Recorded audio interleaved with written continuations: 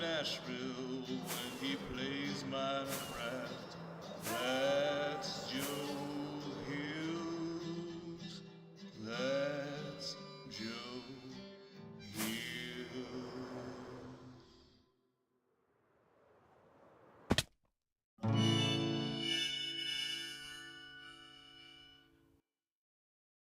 Power line to convey a certain brilliance, a telephone line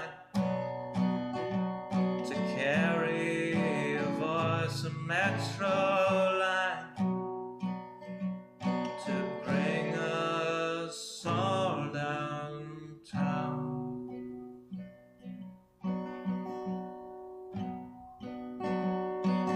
Lines of connection, communication, not the borders of boundaries that slice and dice a nation.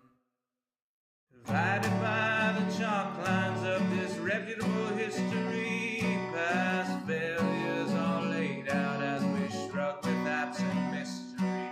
Those bodies left behind us while we amble on ahead, fearful of the wrong things from newspapers unread.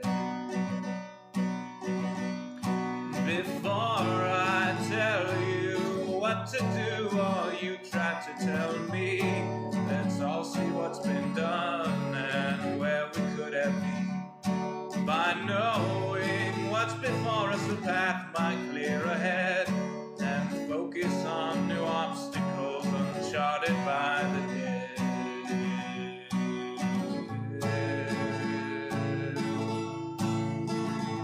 Power line from a gurgling turbine, a telephone line from a quiet room, a metro line from across the city. Maybe we'll all raise our glasses soon.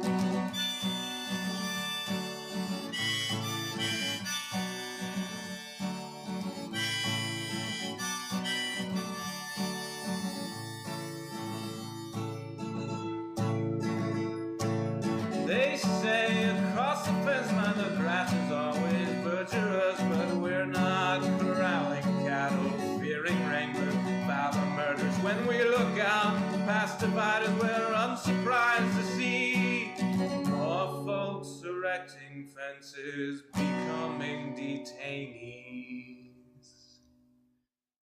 Before I worry about you or you worry about me, let's all dwell on ourselves, we're the private enemy.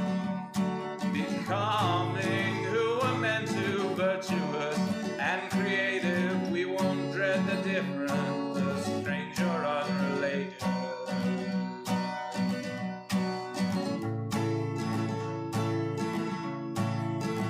A power line to convey certain brilliance, a telephone line to carry a voice, a metro line to bring us home, to bring us home.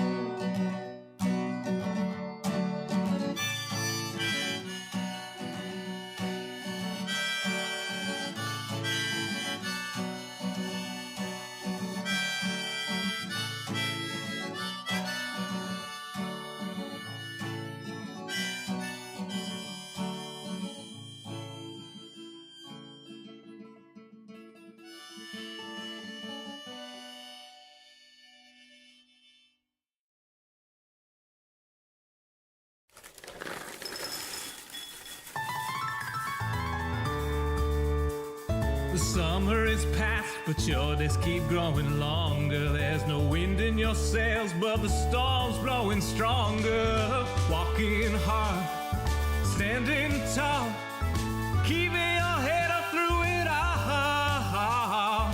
Fighting fires, spinning plates. Goodness, how did it get so late? Lay your head down and dream. Lay your head down.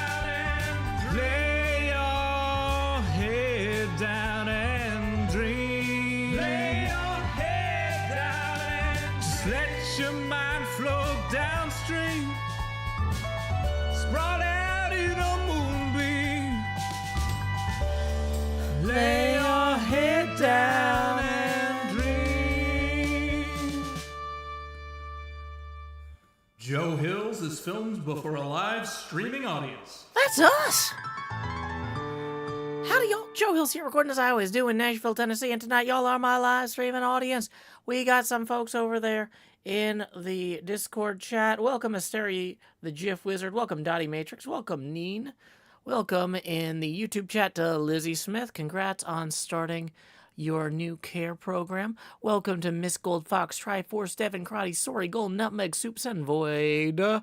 Golden Tetrapod, Laura Morgan, Berserk Loon, NP, K765 Fan, Terra Glows, also CC Grace, Dylan Brown, and Lol, yay! Well, so to Lai Bendon, thank you for not screaming in all caps again after getting timed out. Welcome, Netcap and Swag. Glad to have all y'all here today. We are here on the HermitCraft server. I've been told I need to keep my levels in the yellow, so we might be peaking a little bit, because it's impossible for me to keep the levels in the yellow. They're going to peak sometimes if they're anywhere near the yellow. I don't know. This is why I need an audio engineer in studio. Yeah, clearly that would be the solution. So if anyone can put in a good word with the U.S. government to get my fiance over here faster, my fiance could probably fix all this immediately instead of me just screwing around with knobs and then having them be wrong. Welcome, Woo Baka and Technologic. And, oh yeah, Drew Baca being here reminds me, Drew Baca was the last person to tip on our stream earlier today and left us 10 away from our last face camera expansion on this abacus before we clear it and start the next one. Tips are welcome via paypal.me/Joe Hills and YouTube Super Chat. Lakshmi13 says, the table is looking great, Joe. Thank you. Oh man, we got some great weather-related news today. Yesterday, they said Saturday in Nashville, it's going to be 105 degrees and feel like 113. And I was like, ugh, really? And this morning, they were still saying that. Now, last time I checked, it's down to, we're going to max out at 98 and it will feel like 104. But that is way better. Way better than 105 and feels like 113. I was not looking forward to tomorrow. It's like, okay, everybody got books to read because we're shutting off everything that uses electricity and lying down quietly with Gatorade and books. Yeah, let's go. I mean, we have air conditioning, but it can only keep up so much. And like once you start hitting 105 degrees, it's time to start like decreasing heat generation at every turn. Swag says it's 21 Celsius here and smoky. That's the other thing, is because of the smoke, we can't even open the windows at night. Although it's so hot at night most nights now, we're not even really it wouldn't really help much. So,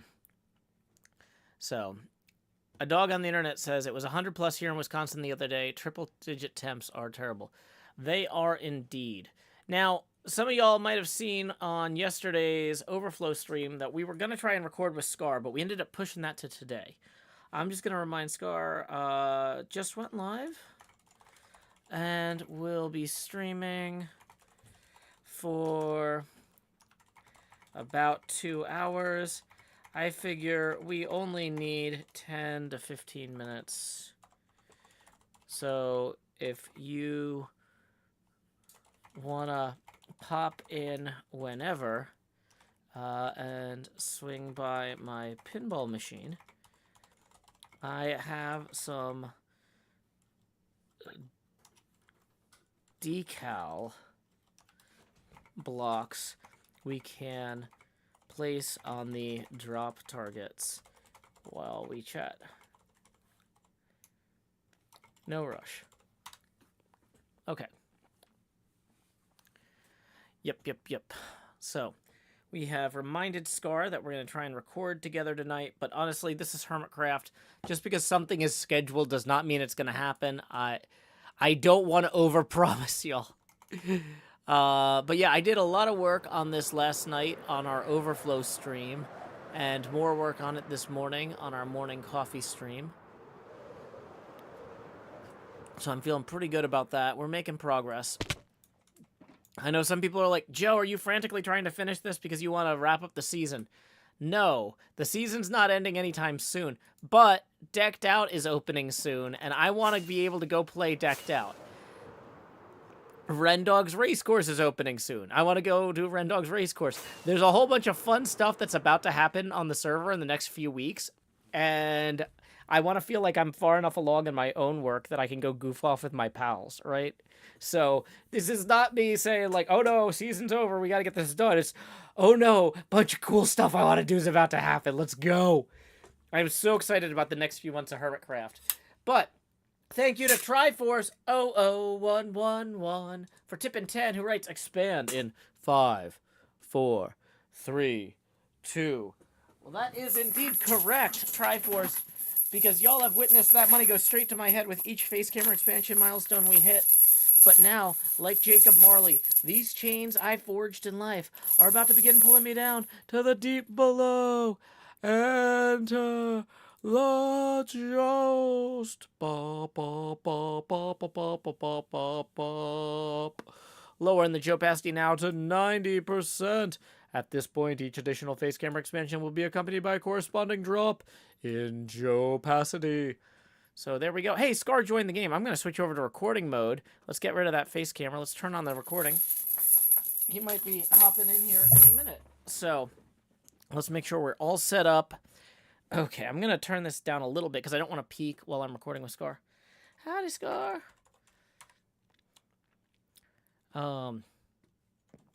Okay. So let's go over here real quick and we can grab some of this skulk here. Of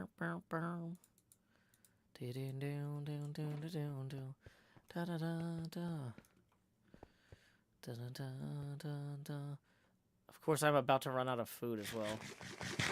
So let's maybe run real quick down below so we don't run out of food in the middle of our recording segment.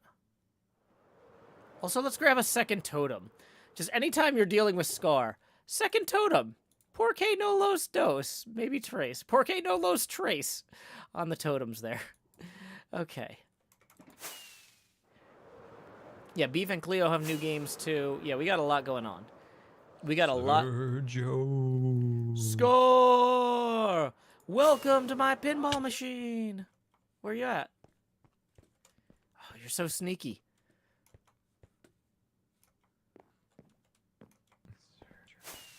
Scar. Where'd you get? I'm Joe, here. I didn't know you had a hole down there. Oh, yeah. There's holes everywhere. What does that sign on your head say? And may one to Scarland?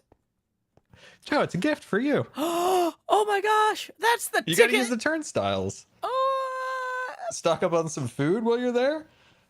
why is this welcome to the happiest place on HermitCraft? And it's huge. Apparently. If I switch to like F5 mode, oh my gosh, it looks like that I'm like outside of a cell phone store about to swing this around. Oh, that's so cool though, Scar. Thank you. I'm gonna fold this up and put it in my pocket for later, okay? That thing is so ridiculously big. I love it. Thank you. You bring so much joy into people's lives.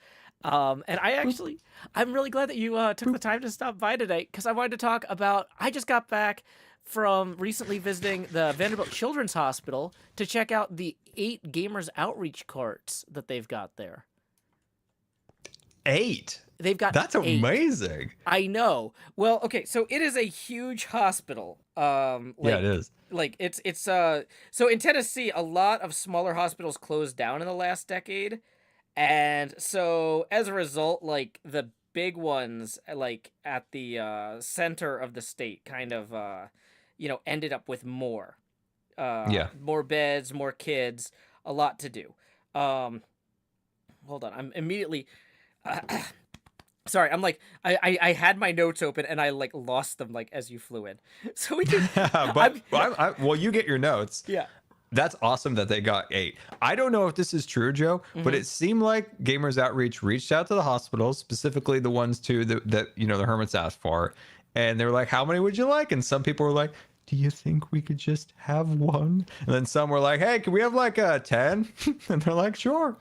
Oh, yeah. That's how I envision it. I don't know if that's true or not. Well, no, that is part of it. And I was talking to Anastasia, who works for Gamers Outreach and who actually visited the hospital with me. I got to say, I really appreciated then having somebody also checking on things from their point of view, because I knew that if there was a problem with something that I didn't know how to fix or how to address, she would know where to send them, right? Oh, yeah. But yeah, okay, so I found my Anastasia's notes. great. Absolutely. Like the whole team over there, everybody I've interacted with seems like really on the ball. And that's what you want to see with a nonprofit.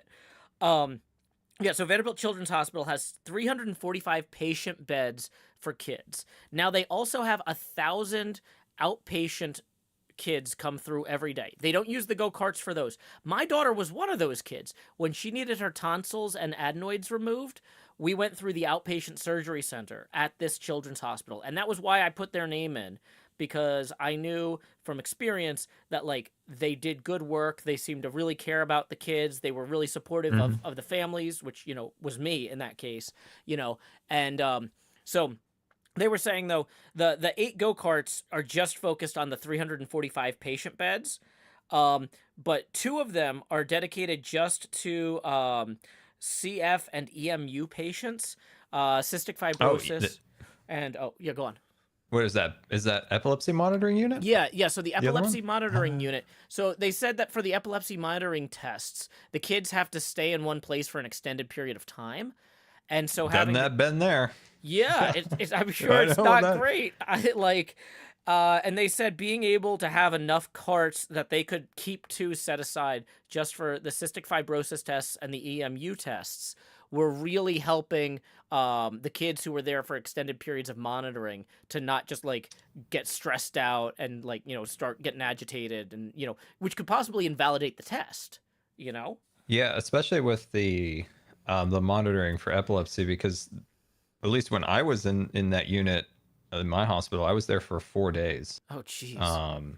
So like having the head, all the monitoring attached to your head and some stuff on your chest, and then you can't really leave your bed all that well. And then, you know, if you push the button, right? So if you push the button, like maybe you're feeling a symptom and you push it, the door opens, the lights turn on in the room, like full on, like full brightness. Oh, no. So you could go from like pitch dark to full light, and then they like come running in.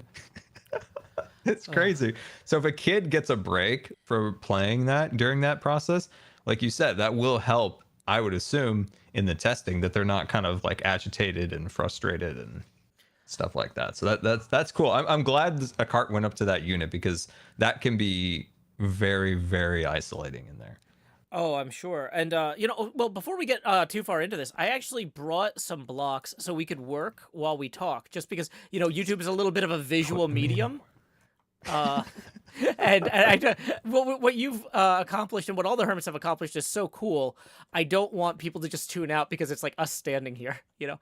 Oh, yeah. Okay, yeah. so where are we going to start? Where's the plan here? So basically, He gone. don't do that. Don't do that, Scar. That was not what to do. I didn't do anything. I Okay. was on my best behavior. You're doing great. Okay, so basically, these drop targets on the pinball machine here. Have you seen you know what a pinball machine is, like what drop targets are? You hit them with the ball and they go down under the playfield. Yeah. It's been a little while since I've seen a real pinball machine, but yeah, I gotcha. Okay, so these 7 drop targets represent a head-on view of the Chandra X-ray Observatory. Which viewers can learn more at chandra.harvard.edu. But it basically has this circular thing that's like the monitoring instrument that like measures X-rays and whatever. And then it's got 3 solar panels on either side. And in a real pinball machine, your drop target would be like plastic, which we've represented with bone blocks here. Because like I thought X-rays, bones, that's kind of funny. I don't know if it's a joke, but like whatever, it rhymes. But you would have a decal on the front of them that ties in with the theme. And I realized that these skulk sensors look, or not skulk sensors, skulk blocks look almost exactly like the type of solar panels. So basically, we're going to come up to each of these drop targets here and just put a decal on it by applying skulk in front of it. I gotcha. That's awesome. I love that. So it's just a nice, easy thing we can do while we talk. Joe, we're both making like our dream bases. Like you love pinball, I love theme parks. We're making dreams over here, Joe. We're making dreams. People talk about like how do you avoid getting burnt out on Minecraft, and I'm like, because I build things that I can never stop being curious about. I always want to learn more about, like, it's a fractal interest. There's no limit to how cool the insides of a pinball machine get. You start looking at how individual pieces are made or how they all fit together at every level. It's just neat, you know? And like what you're doing with your park is kind of the same way, you know? Yeah, I always tell people you need to find an idea in Minecraft that generates infinite ideas.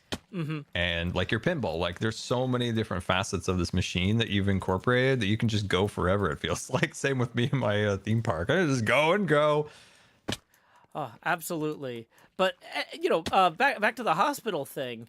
I gotta say, I was talking to them about like, well, what did you guys used to do before you had these carts? And they're like, well, we had a few donated consoles or whatever, and we would have like baskets where we'd go in and like plug them into the TVs in the rooms. But like, that's not great, you know? It's a lot of extra work carrying around and plugging in and unplugging things. But then also, they were saying like one of the great things about the carts that they can roll in and roll out is for the patients who they need to spend some time resting in bed, but they also need to spend some time trying to like practice walking and moving around again. Always having the machine in the room was kind of like a temptation to stay in the room. But with the rolling go-karts, they basically say, hey, we've got this in here for 2 hours this morning, then we got to bring it to another kid's room. So why don't we take you down to the library after that and you can go pick out a book, you know? And then they... I like that. That is good. Yeah, or they would say, hey, we have, they have like playrooms for the little kids and like lounges for the older kids, which also have like air hockey or video games or whatever. And they might say, hey, we can take you to one of the lounges in the afternoon. Now, because of COVID, they've got very strict limits on like how many kids can be in the lounge at one time, you know? And not every kid's well enough to go to the lounges. So, I mean, the go-karts are great for them, too. But, yeah, they talked about using the go-karts as, like, a way to enforce kind of a cycle of rest in the room and then activity elsewhere, you know? That's really good. I love the people, the child life specialists, the occupational therapists there must be fantastic because knowing all that, keeping kids on the move and this and that is really good. My experience in being in hospitals, there was none of this. There's no air hockey. There's no air hockey. Nothing. Well, I will say the air hockey table, I have to give credit where it's due. Uh-oh. That was in... Not good. No. This is credit where it's due in a good way. This is not me blaming somebody like, how dare you donate an air hockey table. So the Nashville hockey team, our NHL team, the Nashville Predators, actually financed one of the lounges. That's for cool. some of the teenage kids. And they donated not only like the fittings and fixtures and furniture for the lounge, but also an air hockey table because it's, thematically. That's cool. Yeah. So maybe you just don't have a good enough hockey team up there, Scar? I don't know. Maybe. I don't know if Portland has a hockey team. Well, I mean, you clearly need to work on that next because when you put your mind to something, it comes to fruition. Yeah, I just never been a big hockey guy. But I could be. I just never got into it. Oh my God. Sports that might be right up your alley. You just never been into it. Maybe I'm a hockey guy at heart. I have no idea. Can I tell you one of my dreams? This is like one of those bad ideas that like everybody will yell at me, but I think we should do it anyway. I think that we should talk to Mrs. Tango about his game schedule and like pick one of his hockey games where he's playing, right? Like, because he plays intramural hockey. And we should get as many hermits as we can to go cheer for him and then like take him out and hang out and get drinks later. Because you know how we're always talking about like we need to like pal around more? Yeah. Like, and we could coordinate this with his wife so it's like not a week where he has something else. Like she could be like, oh, hey, my sister wants to do something that night after the game, so keep that clear. And he'll be like, oh, I don't really want to do that, but fine. You know, that sort of thing. Right? So we go and we all just go cheer for him during the game and he'll be like looking through the glass. I don't know if you've ever been to a small hockey game like this, but they are the best. Because, like, at an NHL game, like, technically it's like, yeah, these are the best players in the world, but you're sitting, like, 100 feet away, 200, 300 feet away. A small local hockey game like this, you're just right up there on the glass. And then, like, you know, just the players are, like, slamming into the glass, and the puck is right there, and the action's right there. And so Tango would just be able to look out and see us. And be like, what? What is this? We're just all shouting tango. Oh, that'd be hilarious. It Yeah. would just be like my head barely poking over like the railing. Speaking of heads barely poking over, I'm like, let me fall down here repeatedly. Let me show you a little bit more of like what we're working on around here, if you don't mind. Yeah, let's see some more of this. Yeah. So, this is very work in progress. This glass here actually represents the underside of the plywood. The plywood that would make up the playfield would be about 3 blocks thick at this scale. And I thought, I'm going to paint the top of that, paint with like concrete blocks and colorful terracotta and stuff. But when people fly around underneath it as that part of the electric course, I want them to be able to look up and see like the art from the underside. So I'm not going to. I like it's a sturdy undercarriage. I like it. Oh, exactly. It's great. And so, this is giving me a workspace too, as I like start embedding like, oh, this is where this light's going to go. That's where that light's going to go. Oh, okay, I see. So the drop targets are one of the first like things I actually have popping up out of the playfield there. And that actually basically looks exactly like the Chandra X-ray telescope head on now that we've put those decals on. Oh, that's gorgeous. Thank you, Scott. That is look cool. Yeah. Up here where we've got this ball, this is the scale. I don't want to get... Yeah, sorry, I don't want to get too out of range. This is a scale? This is to scale, right? This is to scale. So this is what we would call a captive ball or a trapped ball. Sometimes on a pinball machine, you would have a ball that's like held in place with like pegs or something, and then when you hit it, it flies backwards and hits a target. Oh, okay, sweet. Yeah, this is not all mob-proofed yet because I'm still like laying it in, and usually I run to bed because I'm not in the middle of talking about beds. Like, yeah, they're adding 2 more floors to the Vanderbilt Children's Hospital, and so yeah, they were like, look, if you want to send us any more of these. Back to your thing about hospitals asking for particular numbers. One of the things that Anastasia mentioned is a lot of hospitals have really tight storage concerns, and so the next generation of cart are going to fold up so they can store better, right? And ship easier because the current ones are very expensive to ship because they're one unit that has to go on a pallet, and then that pallet that goes in like a shipping container if it's going to go overseas. So these new ones can be packed into boxes and ship way more efficiently. So that's huge. That's really exciting when those finally do ship out. Yeah, so what Vanderbilt was saying though was because of the way that they planned their like floor plans for their hospital with they have like a lounge or playroom on every floor. They basically say, well, the carts are in use basically from dawn until bedtime or lights out, whatever. And so basically when the carts are done for the day, they just roll them into the nearest playroom on that floor. I just pictured like a prison. And Lights out! Lights out, everybody! Oh man. Yeah. Oh man, it's so exciting to see these carts out in the wild now. So exciting. Oh yeah. And go on. And you were able to see, like these things are really made well. Like they have height adjustable. They can, wheel right up to the patients. I remember the Zach, the founder, when he showed me the cart, he's like, now I know what you're thinking. This is some, knockoff looking controller, and he's like, we had to get these third-party controllers because they're wired. Xbox doesn't sell wired controllers anymore, and it's way more efficient to have these like wired Xbox controllers to the device than obviously having wires and batteries and where'd the controller go, So so everything is thought of with these things, which is incredible. They're very robust. Like you can kick it hard. Yeah, like I was looking at it because, like, it's one of those things like when you are working in a medical environment like that, like all of the power cables, anything that connects into the wall, it's like these like really high gauge coiled cables. I was asking too because I actually I've got her title here in my notes, but Vanderbilt's director of Child life or something like that. Yeah. Oh gosh. I feel so bad for not having this in front of me. But yeah, she's basically. Can you give me a second to pull this up? I know I mentioned it in my tweet. No, perfect. Yeah, 1 second. Could be an occupational therapist. I just don't want to be, because she's apparently very important and took a lot of. Let's see.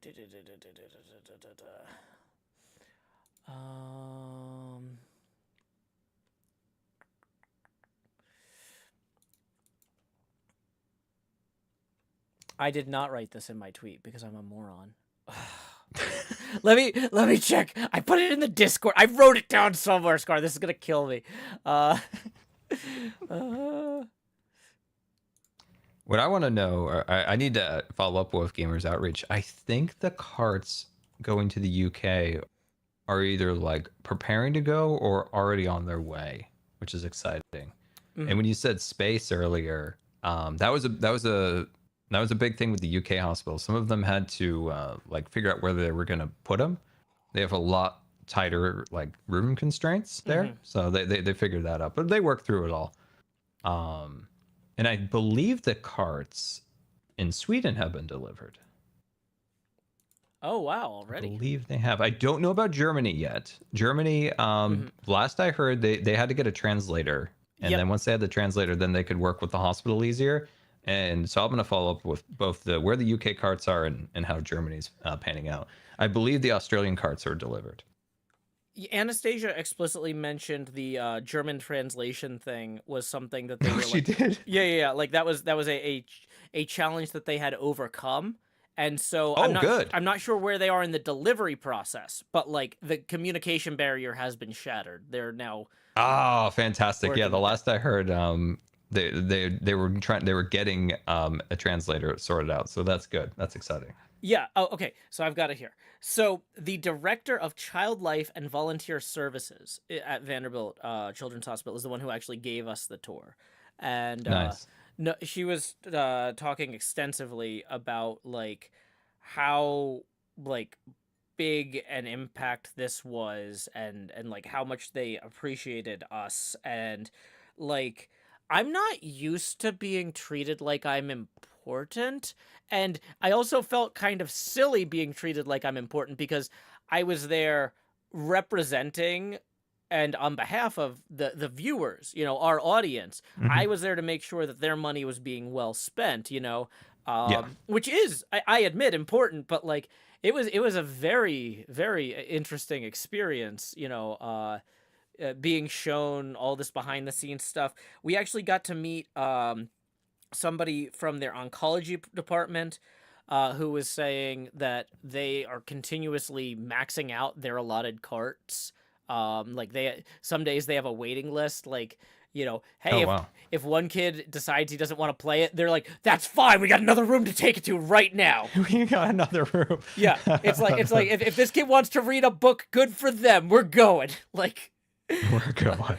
Oh my gosh, that's good. Yeah, and they're adding 2 more floors because there's so much demand. She didn't have an exact like number on how many beds that they were going to be adding with the 2 more floor addition, but it'll probably approach 100 more beds of overnight care. That's like 2 more units or more. That's a lot. That's a lot depending on how many people are on each unit. But that's a lot. Well, I mean, she was saying they have 345 beds now, and that they had occasions in the last few weeks where they had 350 patients who needed beds. And that's a bad position to be in, Yeah. when you've got every bed full. So the fact that they're already working on construction and expanding and stuff like that is really cool. Yeah, that kid is either going to the adult hospital or getting left in the emergency room. Like, and neither is that's great. unfortunate. Yeah. Like they're doing their best. But yeah, it's a challenging thing for an urban hospital in a state where the rural hospitals are closing. That's really unfortunate. It is. That makes care so much worse for the people who live in the rural areas. Exactly. And they were saying that one of the big advantages of the go-karts for the people who were coming in from like other parts of the state is like those people, if they got to the hospital and the kid's like, Mom, Dad, did you bring my Switch? Or I forgot my favorite game or whatever. Like they can't just go back or anything, like they're here now. And also though, like a lot of the parents, the director was saying, get really anxious about their kid being hospitalized, and they're staying in a hotel or staying nearby or crashing somewhere in the hospital if they can, or the Ronald McDonald House or something. And like they're stressed out. And the kid's stressed out because they're in a hospital, and hospitals are stressful. And everybody's stressing out. And, like, stress is, like, not good for health in any situation, you know? No, it's And not. so, like, sometimes the hardest thing to accomplish in a hospital is what they call normalization, like just giving people that brief breaks from everything being terrible. And like these carts, you know, they'll roll them in, and the kid will be like, "Dad, Mom, you want to play a game with me?" And you know, the carts have multiple controllers and stuff, and they're set up for multiplayer, even though in a lot of cases it's one kid per room or one kid, you know, obviously per bed. The kid's siblings or parents can take a break from freaking out about everything and just play a game together. And like they said, you know, they can tell like the tension and the stress just is alleviated briefly. It's, you know, obviously it's still a situation that's stressful and is going to make any parent nervous, but like just having that break for a little bit can be really impactful, and that they're very, very happy with what they see when the parents play with the kids, especially. That's good. And I also think when in recovery, when kids can get themselves distracted from, because a kid will often, especially a younger kid, will fixate on what's wrong with them. Like they have a cast on, they have an incision that's healing, like they'll fixate on those things. And if you can divert their attention to playing Minecraft or something like that, maybe that kid will need slightly less pain medicine, or maybe they'll be slightly less stressed out about the thing that they were once like hyper fixated on. All those things can actually help in the healing process. So it's not just you know, getting a break, which is great too, but also maybe they need less pain medicine. And hospitals already employ like music and this and that to try to do it. But I think getting a kid engrossed in playing, you know, a game can completely like take them out of the world that they're existing in an unfortunate place, which is the hospital. So it is great. What I love about what I hear from Vanderbilt is like they're really employing these carts in like such a clever and well used way. Oh, So yeah. that's really like their child life department must be fantastic. I mean, I'm an alumni of the university that was affiliated with this hospital. And so, like, I have been in and out of the Vanderbilt ecosystem since 2004. I have met and worked side by side with many doctors there, staff members on the hospital side and the university side in all sorts of different roles. And there is a very strong, I don't like this is going to sound weird, but like desire to like do good, which sounds dumb because you would want everybody who works at a hospital to generally want to do good. But like, you know, when I was working with some of their IT staff on projects or just people like that, you know, it's like, well, why do you work here? Well, it seems like a place where they help people, you know, like everybody knows the pay sucks, but like you're not ruining people's lives for a living, and that's something, you know what I mean? Like it attracts the sort of people who are willing to forego a bigger paycheck to do more good, you know? And it attracts clever, selfless people. And obviously any hospital is going to have some doctors who are pretentious jerks, but you know, that's statistically impossible to avoid. But like on the whole, like the people in the support roles that have been the people that I've interacted with the most have always been really on the ball. And when my own daughter got surgery, all the clinical staff there, they really knew exactly what they were doing. Like you know, it's one of those things like they say like, oh, if you work at a restaurant, you might never want to eat there, you know? But there's been one restaurant I worked at that I was just like, no, this is run exactly the way I would want it to be run.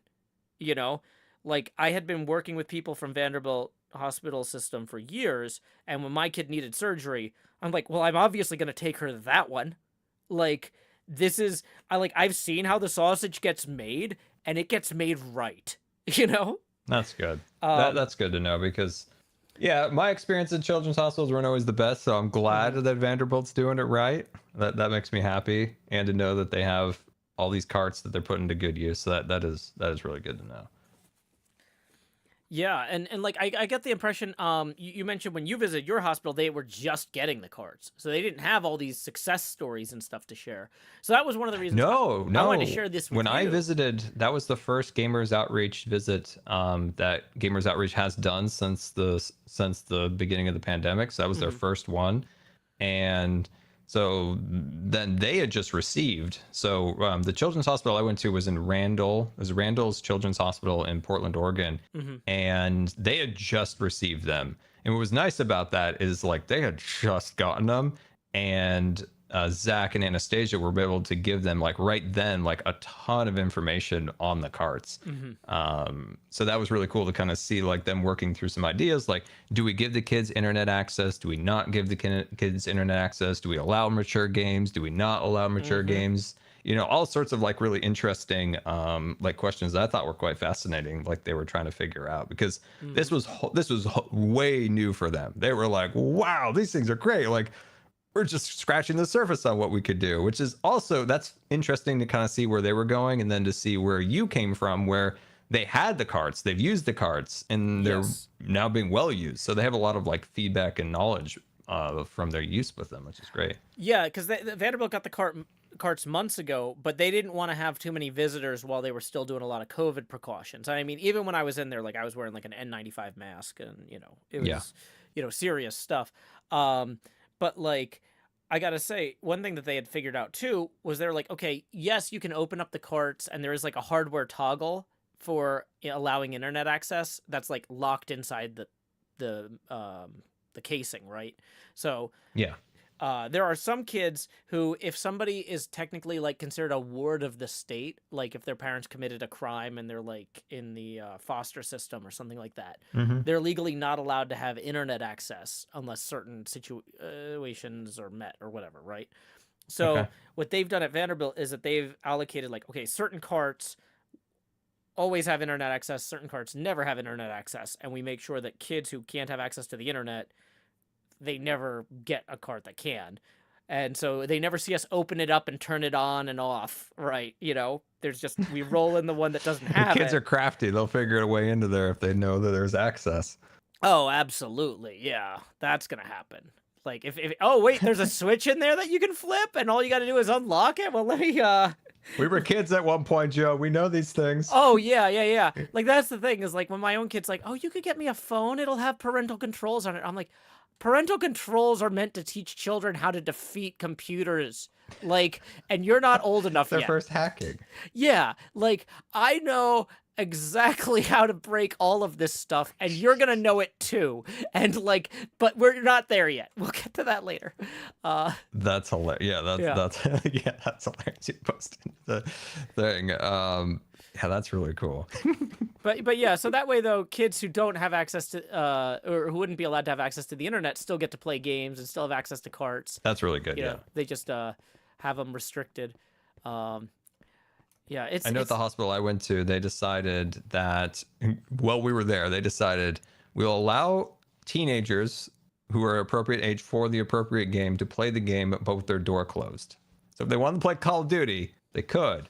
Just close your door. Yeah, I guess that makes sense. Yeah, because you don't want other kids like being like, "Oh my gosh, is this what war is like?" You got one kid playing GTA in one room. Yeah. Oh, that's great. That is great. And when you so when we went, I think Zach was saying that the number one requested game always in the hospital is always Minecraft. That's the number one requested game. And then every console is also equipped with a ton of games already like installed on it. So publishers, Xbox, Microsoft, they give them a bunch of codes for the consoles, so they're pretty stocked with a lot of good games right off the bat. But kids are always like, I want to play the Minecraft. Mm-hmm. Well, I mean, that's the thing though, is it's infinite Legos. What kid's gonna get tired of infinite Legos? Like, what adult is gonna get tired of infinite Legos? Scar, my pinball machine ascends to the heavens and depicts the skies themselves. Like it's fine. Like this is what I would want to play if I was in the hospital. Yeah, exactly. I think one thing they said they were planning, because they just got the carts right and they were just throwing around ideas. They said over over that week before we came, was that they would set up a hospital server so kids could play together on like the hospital server, so they could, build and play on the server with other kids in the hospital, which I thought was really cool. Yeah, that's really neat. A lot of hospital networks would not be willing to try that sort of thing. So it's really, that's a sign of a very good and active IT department. That's great to hear. Yeah, dude, I don't know, like the kids these days in these fancy hospitals. This hospital had a theater, and I'm like, you got to be kidding me. There's a theater in the hospital, and she goes, yeah, and we use every night we have ice cream, and I'm like, oh my god. When I was in the hospital, Joe, indulge my quick rant here. I was given a checkers board. There were missing pieces. I had to improvise with other pieces to make up for the missing checkers pieces, and the TV was black and white and didn't come in. Oh no! Like I'm happy for these kids. I'm happy for them, but I'm also jealous. So when you say the TV didn't come in, like the Twilight Zone wasn't showing in its original black and white. It's the static was showing in its original black and white. Yes. Oh jeez. I mean, maybe people don't even know what static is anymore if they're just on their iPad, bringing up Netflix or it just says HDMI, no HB Max, signal. So whatever it's called. Like, it's just Max. You don't see now. static anymore. No. You just see 401 error. Yeah. Oh, jeez. Well, I gotta say, the Vanderbilt Hospital did have a stage, and so because they bring in like country music stars and whatever, and they've got this really cool stage area where kids can like roll up in wheelchairs, and there's also places to sit and stuff. But then they also will broadcast it over the closed circuit hospital television network. So kids can watch in their rooms, even if they can't go down there and meet their favorite country music star or whatever. But that is cool that the country music people come there and do stuff. That's really cool.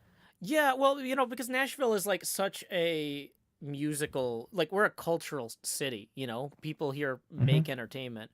And so, and like if there's an opportunity to give back, and like I said, like this is the hospital that like people take their kids to as well. This is the hospital I took my kid to. Some country music star, if their kid needed surgery, this is where they would go, Yeah.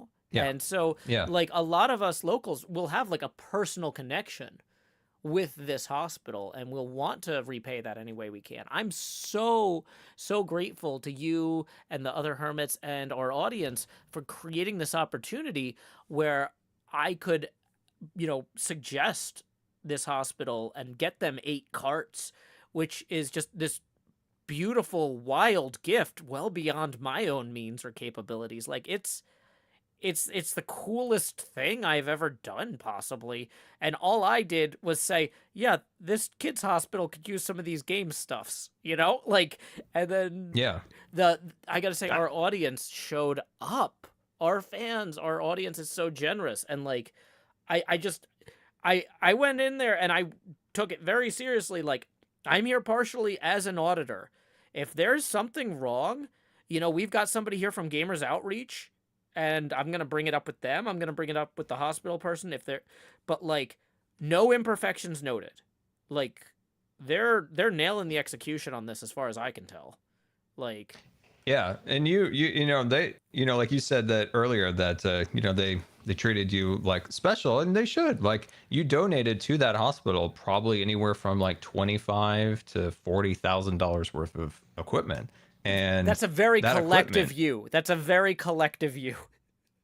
But like I was representing those people, though. Yes. Yeah, but everybody in HermitCraft, put in the effort, and then the audience, supported that and made this all possible. So it's, and like one of the things that was important, I felt like when choosing this charity, was that it had the component that we would be able to show the audience that their hard-earned money went to a cause that is helping a kid in a hospital, because we want to respect the audience and respect their money, respect them, and to show them now that there is something, because so often, a lot of times you give money to a charity, and you kind of follow up with them afterwards, and they're like, hey, we'll get back to you, and you never hear back Yeah. from them.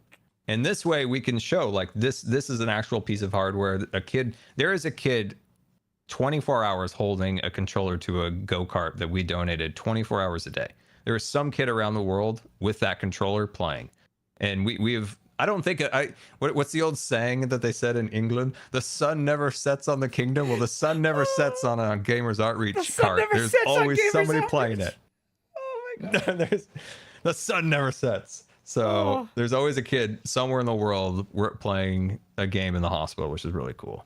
It just brings me so much joy, and it really just I cannot express how much the director of child life and volunteer services there was just like, y'all are doing really good things and we really appreciate it. Like you can't understand every day how many people this helps.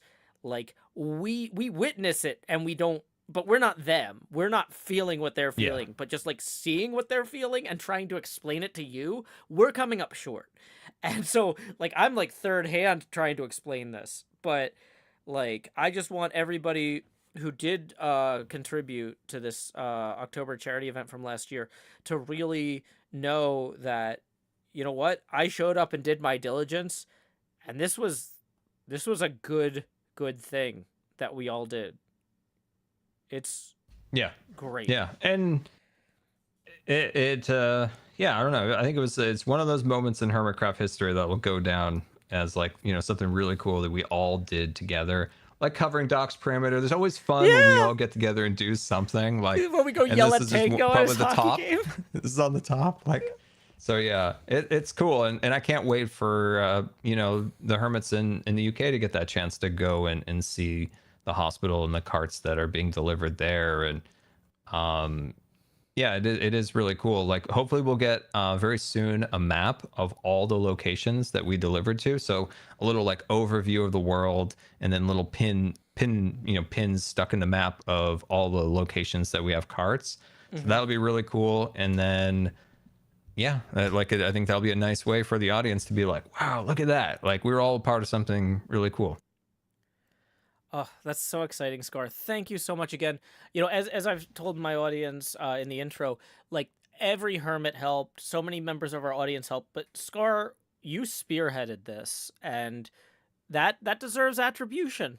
I appreciate you going to the hermits and saying, I know that we love arguing about things, but let's argue about things and then do one of them. We are going to do one of these, and it's going to happen, and I'm going to make it happen. And I'm just so glad you did. Mad props. Total respect. And don't forget, to the audience, by the way, I like to remind people how crazy that week was. We had the charity event. We also wrapped up the King storyline, where we built all these crazy... you know, I don't even know what that was, like a giant maze of craziness. Like American Gladiator Bowser's Castle. I don't know, like, yeah, we built that in 1 week.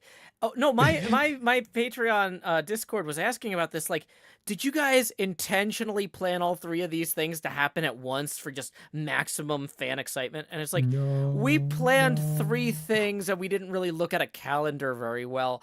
And then they all happened to be the same week. That's HermitCraft, you know? Yeah, so we wrapped up all of that. So we went crazy. We were up till God knows what hour building the labyrinth. Then we did the charity stream, and right after that, we started the Rift storyline. And some people did MCC on Saturday because the charity event was on Sunday. Oh, jeez. Yeah, and I was, oh, yeah. Well, and that's, yeah, I shaved my beard because I had to miss the main charity thing, so I did the post-game beard shaving thing. Which... That's right. Yeah, that's right. Oh my gosh. That was quite, it's so surreal that we made it through that week. Like, yeah. I think it was 2, 3. It was really late, and I just finished my game for the charity event, and then I realized like we need like a meeting area. And Tango, of course, like he's been decked out for a year and a half. We pulled him out. Cub and Tango, we built all the little chairs, and then after the last chair, I'm like, I'm done, guys. I'm done. I gotta go. I gotta sleep. Oh, yeah.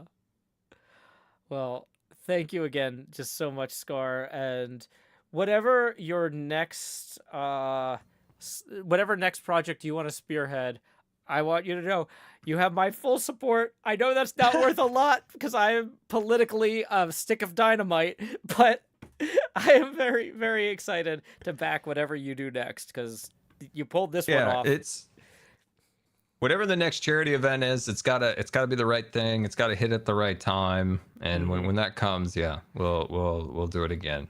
Yeah. Well, and I did mention to some of my fans who had said like, well, hey, it's October again soon. Are you guys going to do something again this year? And I expressed, and maybe you feel the same way, that we wanted to make sure that all the hermits got to show the audience the carts arriving in their hospitals before we go back to the audience and ask for more money. It's kind of nice to be able to say, look, we checked on where the money went last time. And maybe that doesn't put us on a 12-month cycle, but it puts us on a cycle where everybody feels good and has a deep trust, you know? Exactly, yeah. And it's to me, one thing I've learned, I've been doing this for far too long. I've been doing so long, like transparency and showing where the money goes. That's so important to me. Gamers Outreach excels in those things. And I think that's one reason. I think a lot of people have a story of being in the hospital, them, a friend, a family member, and they could really relate to it. And they could see that, this money was going to a great cause. They could actually see it with their eyes. And I think that's some of the reasons why it really resonated. And I think all the hermits did a great job. Like, my God, we finally played Battle Bane. People have been wanting to see that for a decade from Etho. So that was good. But yeah, no, it all worked out really well. And yeah, I hope we have something in the future. We'll figure out what the next thing is. I think when hermits do something, we do it big, we do it right, and I think it'll be really cool for whatever that is in the future. Oh, me too. So yeah, y'all keep your eyes out for future hospital visits from other hermits. Those carts are shipping all over the world now. Thank you again, Scar, for stopping by to talk about this. I really appreciate your time. And don't forget, Joe, you got a ticket. Make sure you visit Scarland. You got to go to the turnstiles. No, Scarland is a no-fly zone. If you fly over Scarland, Hawkeye will shoot you down, so you have to enter through the turnstiles. That is the new Scarland rule. Okay, so I'll keep two totems and this on my head. That right? Yeah, you got to go to the turnstile, Joe, and throw it to the ticket taker. It's quite the experience. Is the ticket taker facing Grian's base or my base? They're facing Green's base, yes. Okay, and cool. It's the one on the left, the zombie on the left. Awesome. I will take the long way around. Thank you, Scar. All right, Joe. Have a good rest of the day. Goodbye. Bye. Thank you for stopping by. Goodbye. Okay, we're gonna stop the recording there. YouTube chat, sorry, I don't know what y'all were doing, but a lot of people were fighting back and forth. I just had to shut the YouTube chat down temporarily. Because I can't moderate the chat while I'm trying to talk about this stuff, and paying a moderator to talk about a charity event feels dumb because I should be just spending that money on the charity. So we're gonna, if YouTube chat can't behave when we're talking about charity stuff, they're not gonna get a chat. I'm sorry, that's just the way it is. YouTube finally fixed their broken chat thing, and so it used to be you couldn't turn off YouTube chat. Now I can. But I've turned it back on now that we're done talking to Scar. Okay. Sorry, y'all. But, I can't tell who's impersonating. I can't tell who's being a jerk when I'm also trying to deal with talking to Scar about this stuff. We gotta not screw up the recording about the thing that's important. Okay. Devin Crotty says, I didn't even notice it got turned off. I was wondering, did it give you an error, if you tried to type? Because it didn't, say, chat is turned off. It just, people stopped saying stuff. Attica.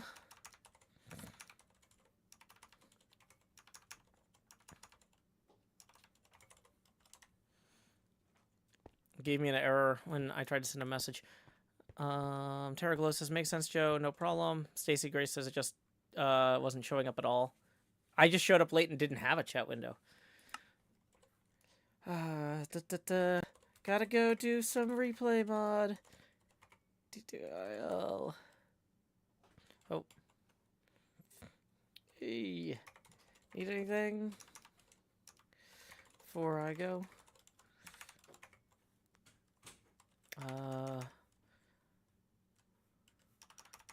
Was heading off to go do some replay mod.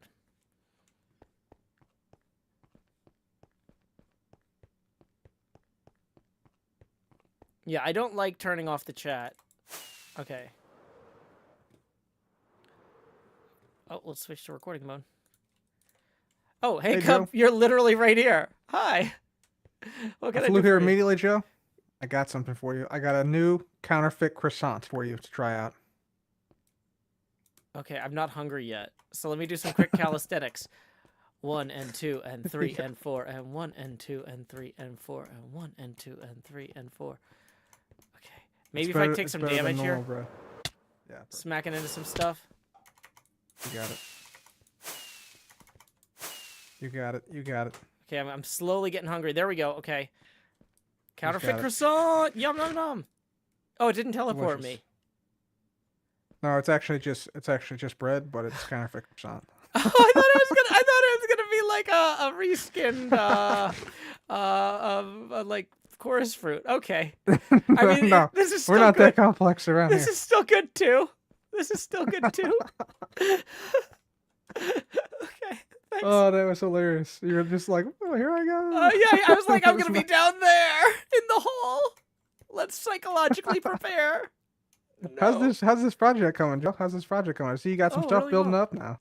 Yeah, we're working on some of the three-dimensional stuff that's gonna pop out of the playfield. I haven't designed all the playfield art yet, but the plywood on a pinball machine at the scale would be about 3 blocks thick.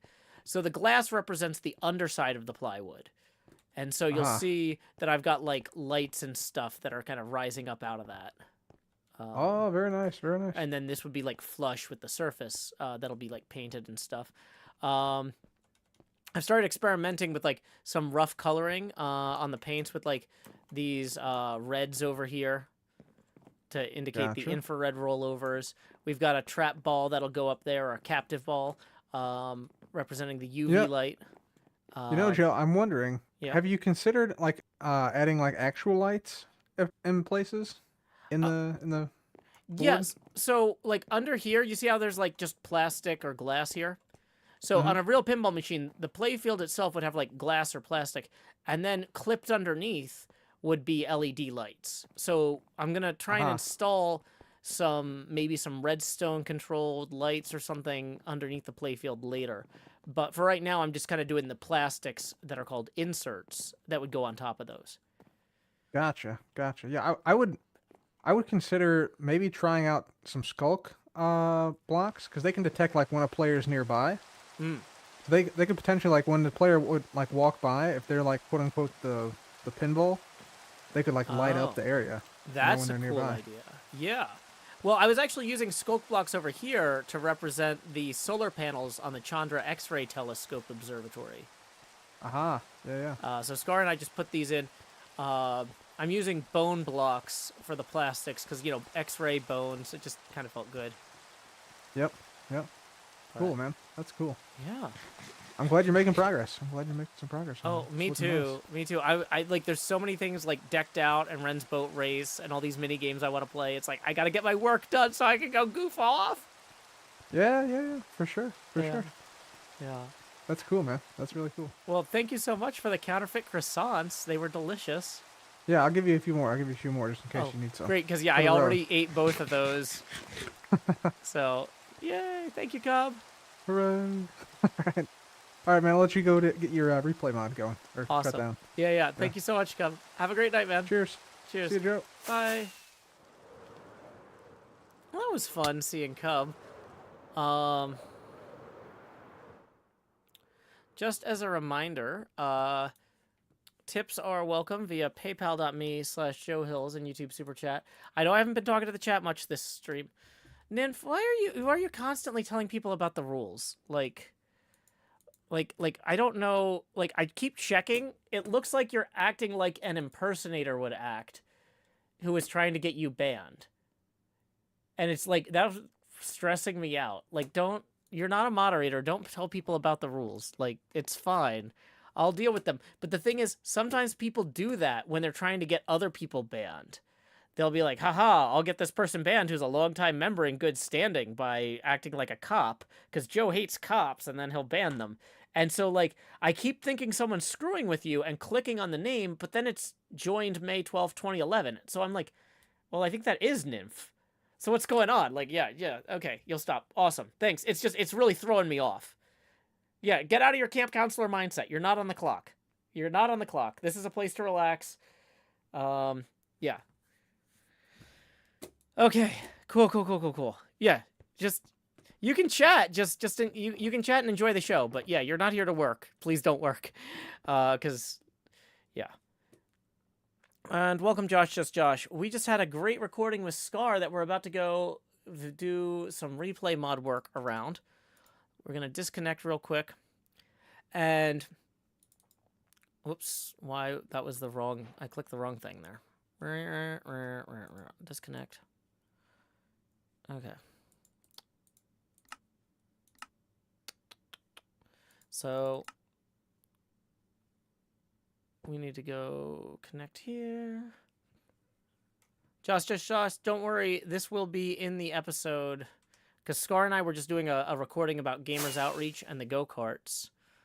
And the thing is, I need to go set up we need to wait until Scar arrives, and we need to set up a replay mod camera.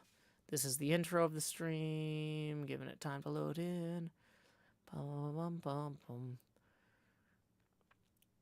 Making your way downtown. Do-do-do, do-do-do, da-da-da-da. La-da-da-da-da-dun, da-dun-dun, da-dun-dun, dee-da-dun-dun. Johnny says, I wish I had more friends that played. Yeah, it's, I got lucky. I didn't know these people when they invited me to play with them. Johnson of Donuts says, do you still stream on Twitch, Joe? I streamed on Twitch last night. I'm going to be streaming on Twitch occasionally on Thursdays with my overflow streams. You can always learn more about my schedule at joehills.net/soon. The next scheduled Twitch Thursday night stream is the 14th of September. And and then I'll have another one the 26th of October. Woo. So yeah, I'm still streaming on Twitch, just like less often, because Twitch is owned by Amazon and they're kind of jerks. So I stopped streaming on them entirely for a long time. And then I was like, well, you know what? I'll dual stream because some people prefer Twitch. But then Amazon said, Twitch, you're not allowed to allow dual streaming anymore. And I was like, well, I was just kind of doing this to be nice. And now I'm not allowed to do that anymore. And when a service says, Joe, you're not allowed to be nice, that makes me feel uncomfortable. You know, like, I was streaming on Twitch as a favor to the people who preferred Twitch. And the Twitch Corporation said, no, you have to stream on Twitch because you love Twitch. And you only want to stream on Twitch. And I'm like, I won't lie about who I love! I will not lie about love! Love is truth! And so, yeah, I'm going to not do that. Hey, also, thank you, Kyle Valier, for tipping 50, who says, got paid, wanted to give some to an amazing person, wanted to say you're my person to watch live and relax. Let's grow the Joe. Well, thank you very much, Kyle Valier. I'm glad you're joining such a relaxing stream. We just got to chat a little bit with Scar, and now we're going to be doing some replay mod stuff. So let's switch back over to camera mode here, so I can say, expand Joe, do-do-do-do. Lower the Joe opacity now to 80%. And numero dos, expand Joest, dee-dee-dee-dee. And we're going to lower the Joe opacity further to 70%. So thank you very much, Kyle Valier, putting us now 10 away from the next Face Gamer Expansion milestone. Tips are welcome via paypal.me/JoeHills and YouTube Super Chat. So that's the thing, is I was angry at Twitch when I stopped streaming with them like a decade ago. And I decided that maybe I should set that anger aside, and because so many people still wanted to watch my work there, and I should multicast to them. And Twitch told me, Joe, stop putting your anger aside. So, yeah, that's where we're at. If Twitch tells me to stop putting my anger aside, I'm gonna listen. Like I've said before, I'm not a particularly malicious person, and I'm not a particularly compliant person, but, like, don't threaten me with a good time. Okay, so I think we want to maybe have the camera over here.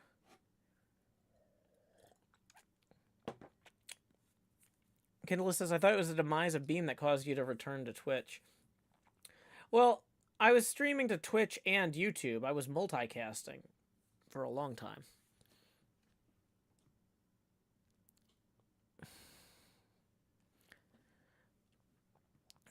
I mean, this is the replay mod portion of the stream. The relaxing part of the stream was when we pal around with our friends. Now we're fighting editing software.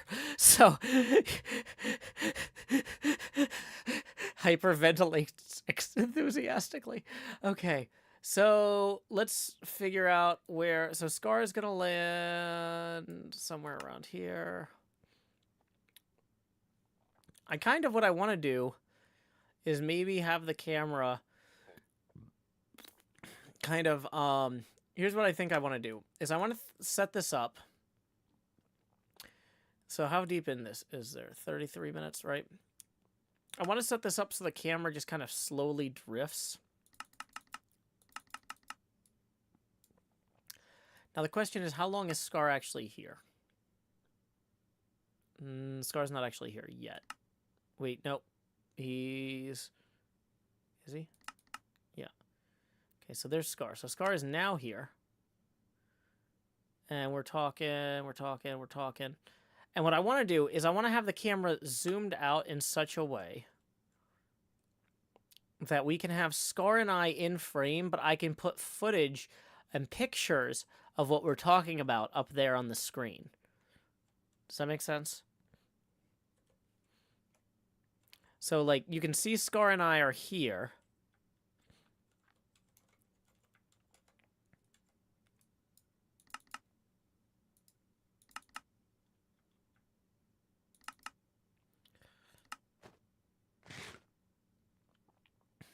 And then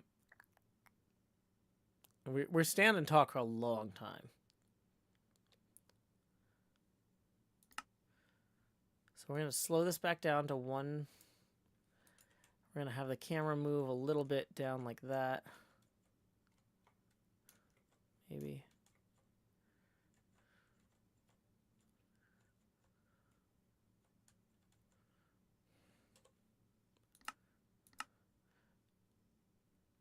Okay, we're going to speed it back up.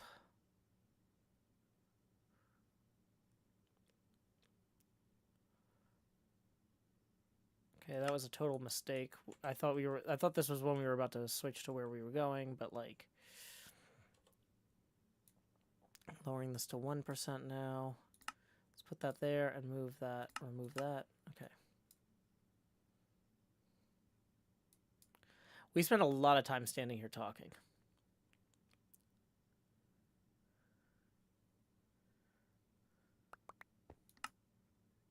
Okay, so this is where we are now about to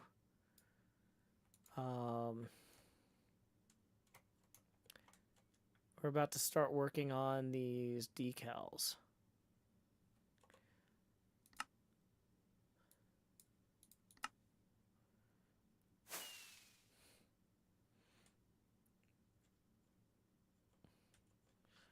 Okay, so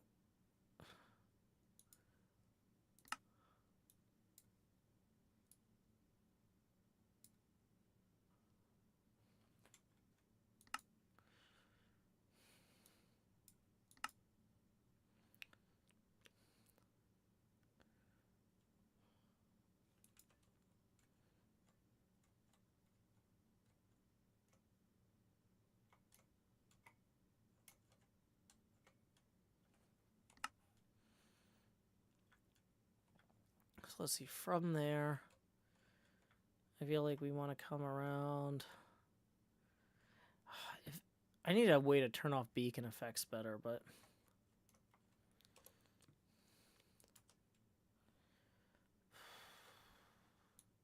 Y-X, we're going to put that there.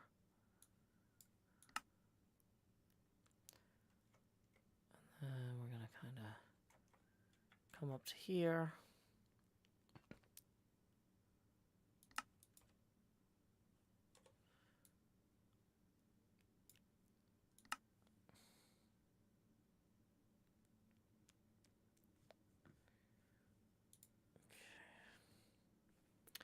Well, we were talking a lot about this charity event, which we both cared deeply about, so.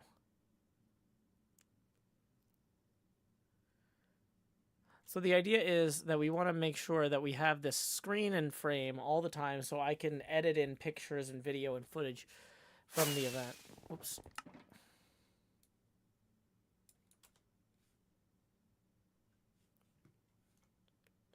Where do we go at that point?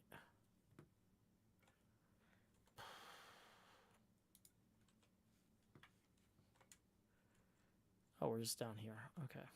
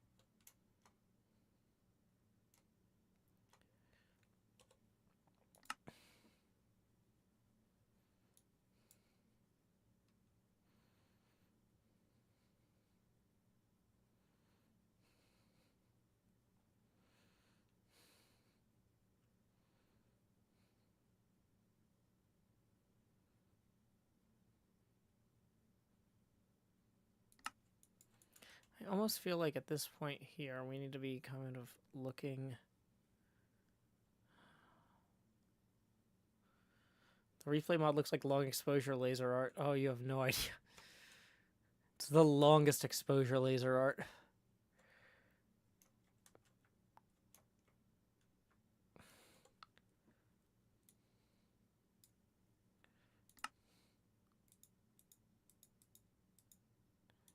Let's look in the middle here.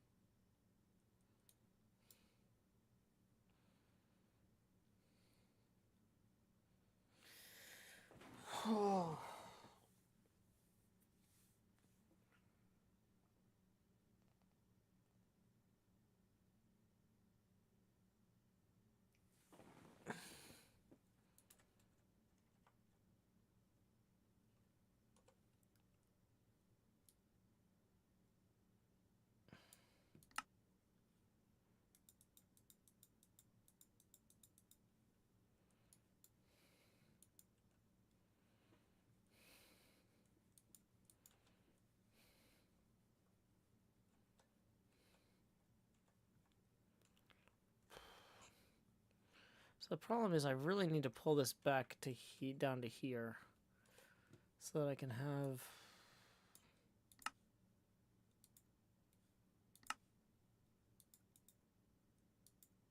Let's remove that one entirely.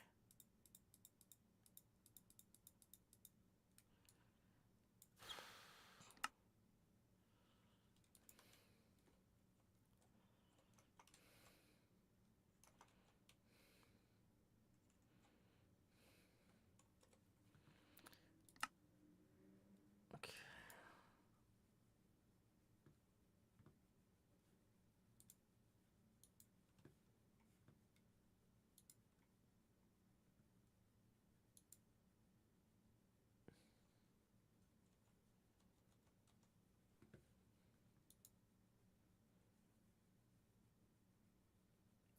Josh says, maybe it's almost bedtime. Yeah, well then go lay your head down and dream, Josh. Is just Josh. I know what my bedtime is, and it's not yet. Welcome, Bentley Phillips. I need to finish.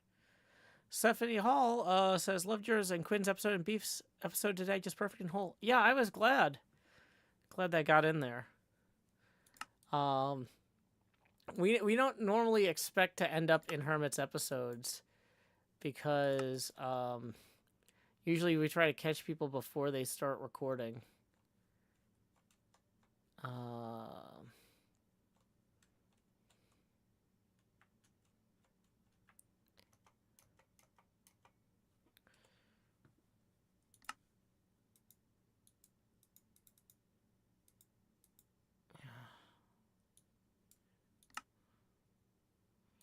Wait, hold on. Are we past the end of this?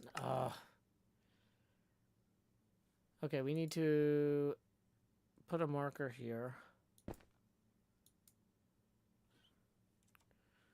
And we need to exit replay mod. We need to open the replay mod config. Because since I installed the new replay mod, we haven't fixed that.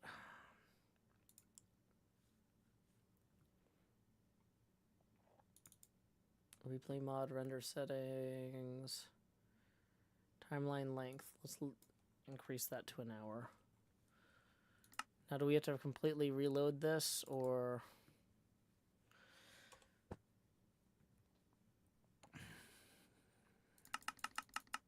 Oh, no, that worked. Okay, great.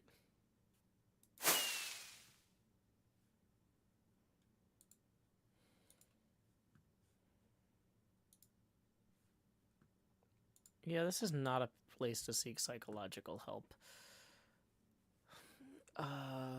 You need to seek local providers. I do not have the training to deal with that. And I'm not going to pretend I do.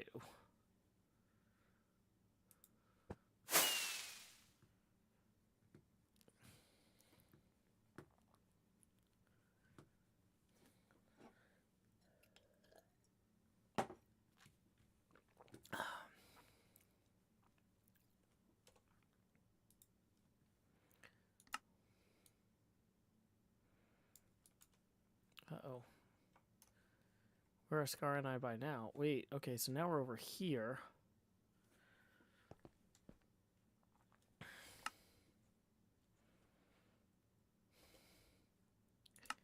But chances are we needed to be, like, nearly over here earlier.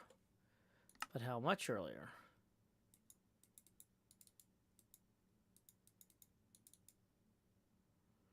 Oh, we are not...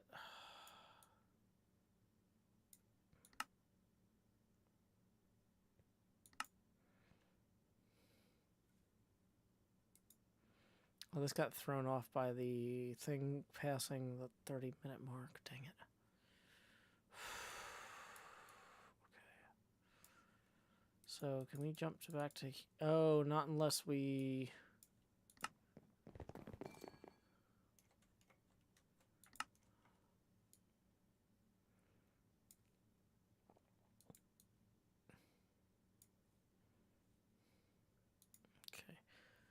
Leo Larson, thank you for tipping SEK27. That comes out to 3 U.S. Advocate Speeds, who says, do you think Doc can top the perimeter prank? I don't. Well, Doc has a lot of helpers. You know, we have a lot of helpers, and Doc has his whole build team too. So, I'm sure whatever he calls them, the heebie-jeebies or hindy-mindies or something, like they'll come up with something good.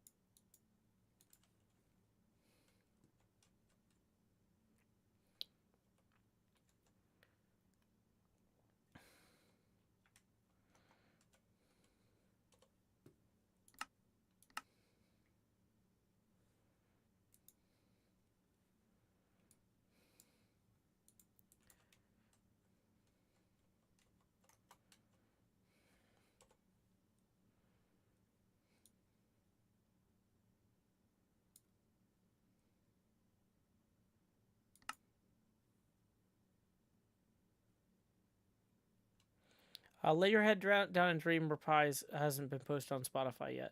It's going to be in album 3.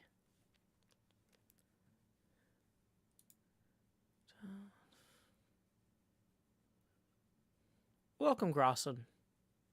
Glad you could join us.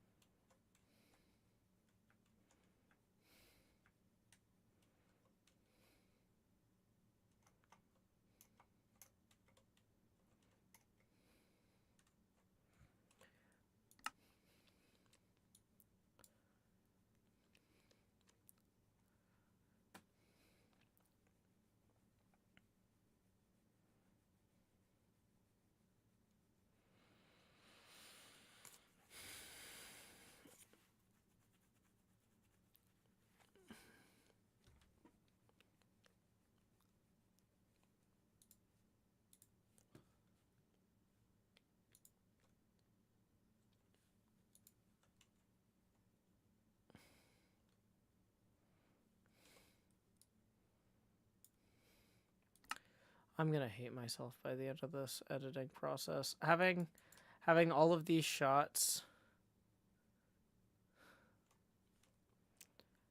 from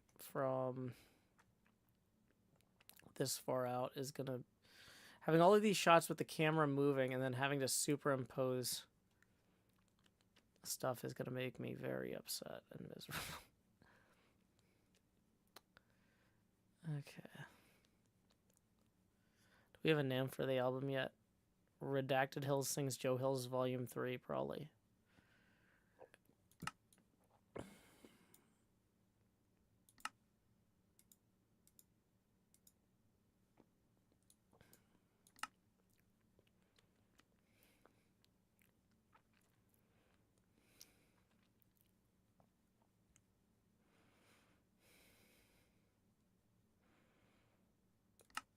Okay, is that one score actually left?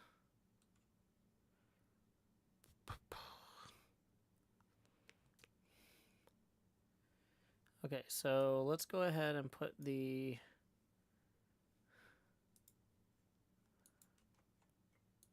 timeline here like so.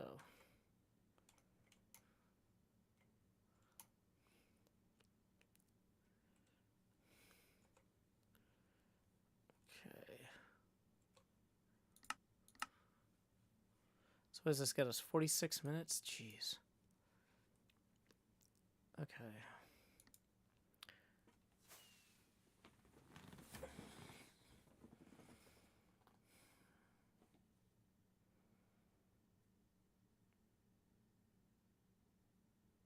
Is the camera even moving? So this is where I am still waiting for Scar. We don't really need the camera at this point. We're just getting it set up, but it feels like it should be moving at all. It's a very subtle turn, huh? we jump ahead a little.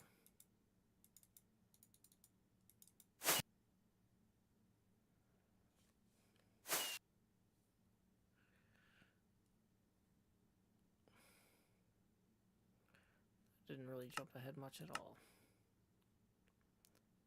Okay, if we pause here.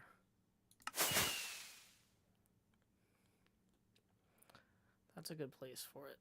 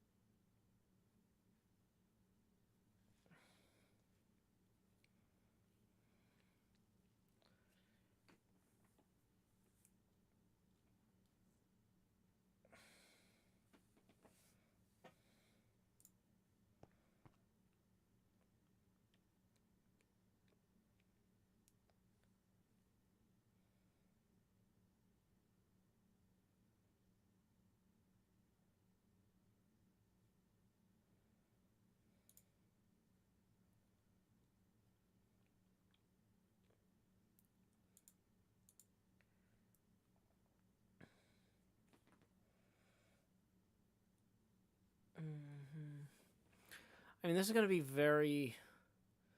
I've got the camera moving very slowly here, but that's good because I'm going to be matting in the photos and videos and stuff on the backdrop.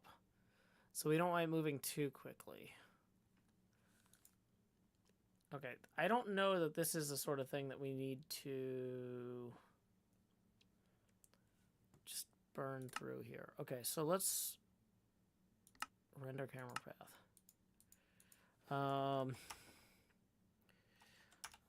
HC9-070 dash flyby 1080p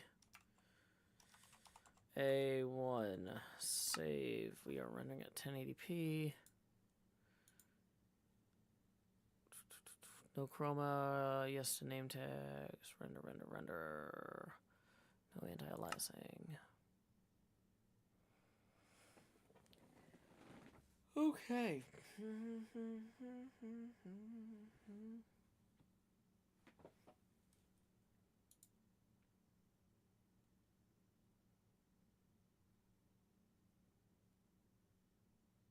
So it's going to take a while for that preview to show up.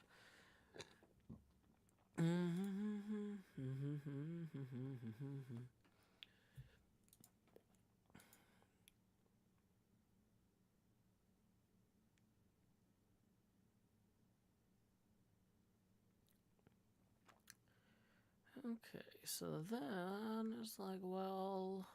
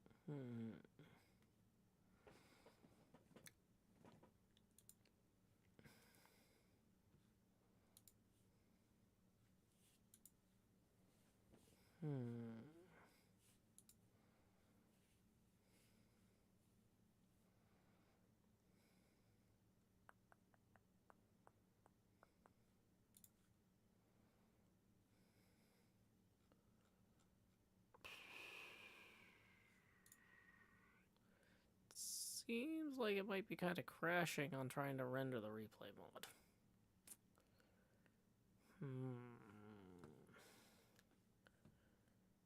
Don't love that. Stephanie Hall says, how much to the next expansion? We are 17 away, or at least we were, until Leo Larson just donated another 3. That puts us now 14 away for the next expansion. He says, do you feel happy for being a YouTuber? I don't think so. I think I feel happy for being an artist and an entertainer, and for having flexible hours so I can spend time with my kid. But working with the Alphabet subsidiary Google through their YouTube unit does not necessarily bring me any joy. That's like if you talk to like some sort of sculptor whose sculptures are delivered through UPS, and you were like, do you feel happy as a UPS customer? It's like, well, I like sculpting, and I like people receiving my sculptures and admiring them, but I don't really care about UPS. They just have trucks. Like, yeah.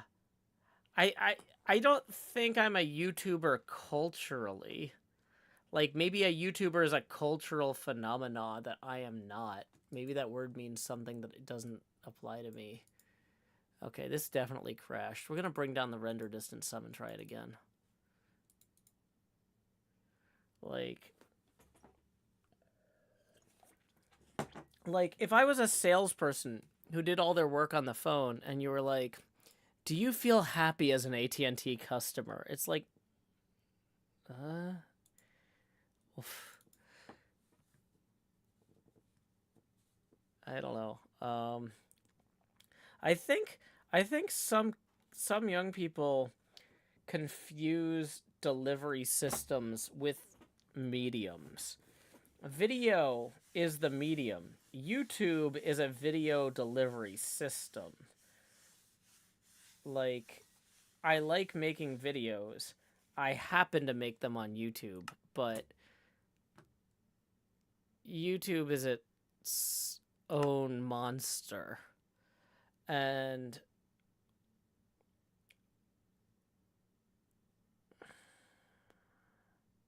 I need to be careful about my remarks here.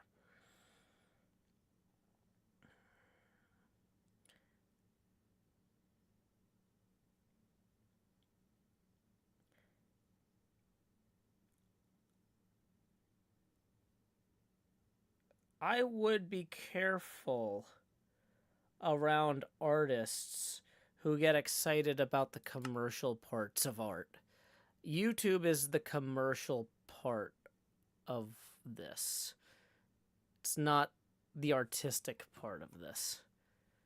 Hopefully this is not the file that I was just in, because this is missing all the timeline stuff. Okay. Here it is.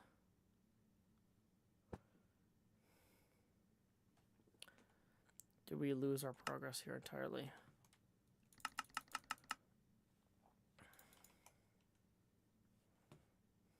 Okay, so we're going to turn our render distance way down because we don't need that many chunks for this bit with Scar here. And then we're going to try to render again.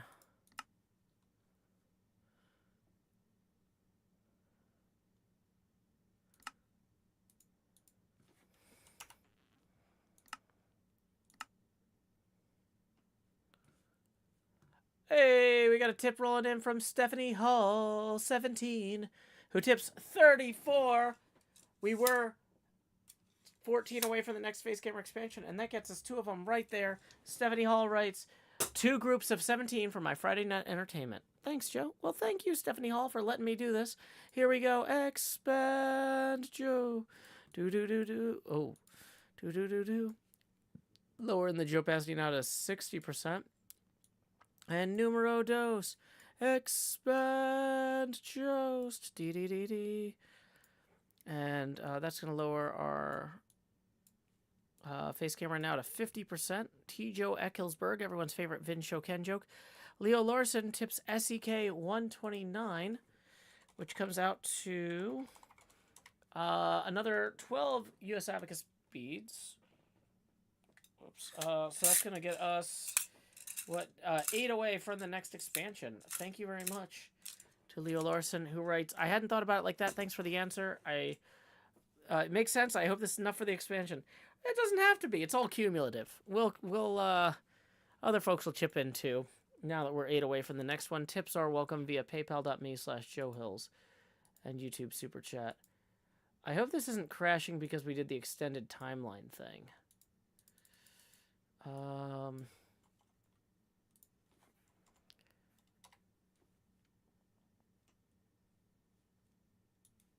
Is this too many frames for it to handle?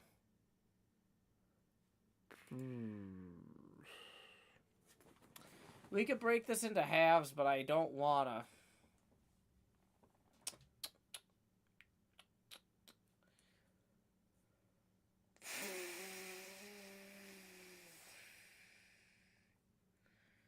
We also try turning down the render distance again. I shouldn't have anything else open that's like really killing the computer. We can close Illustrator. We were using that for reference. Do we have any crazy tabs open in Chrome? It might be causing probs or trubs. Doesn't seem like it. This normally wouldn't take this long to hit at 1080p, 30 frames or 30 chunks out.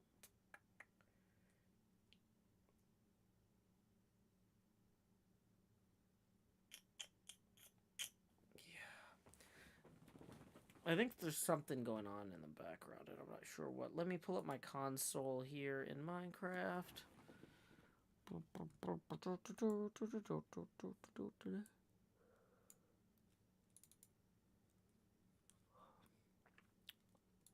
does the console say? It's processing. It's trying to catch up to... It's trying to render the first frame. Normally it would only hang on that if there was like a ton of view distance set. If we just turn that down.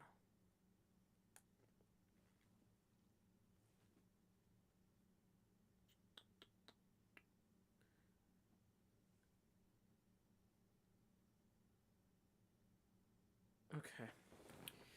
Well, we're going to try turning it down again because this is way too long to render frame 1. Something's wrong here.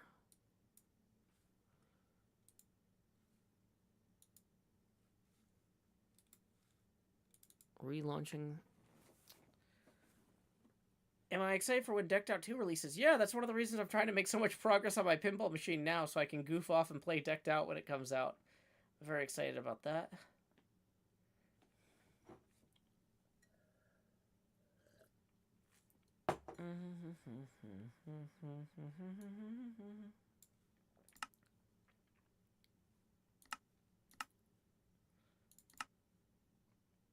Okay.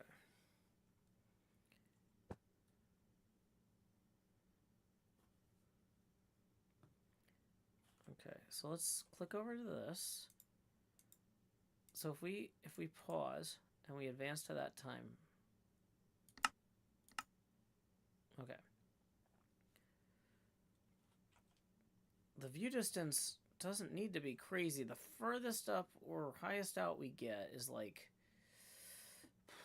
here. And that's still way more chunks than we need, huh? Still way more chunks than we need. So let's try turning this down to 24 chunks. That's like...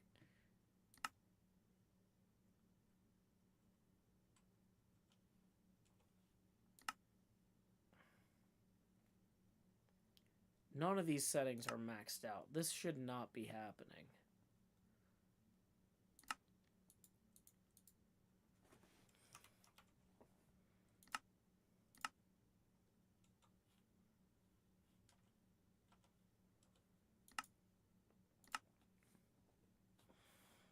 We're going to try not clicking anything for right now. Maybe that's the problem. Maybe because we clicked inside the window, it like got in some sort of input hang. Now it's just working.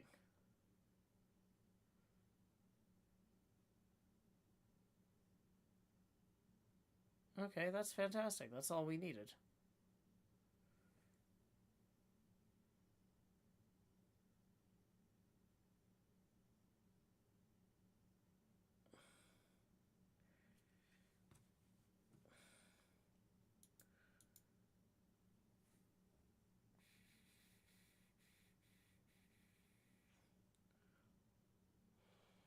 Hey, Art. Art says, hello, if it isn't a Josie Rosie, in it. Yeah, I guess you're back in town. I thought it was weird you didn't ask me to get your mail, but then I realized that I don't have a car anymore, so I guess you probably got somebody else to do that. Sorry for not having a car anymore.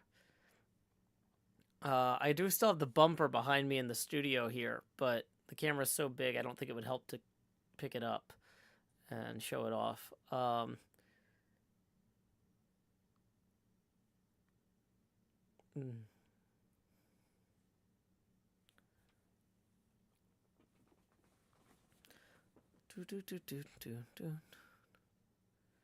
were only gone for 2 days. Oh, okay, gotcha. Cool. Yeah, I would not have been able to get over there easily. So no worries.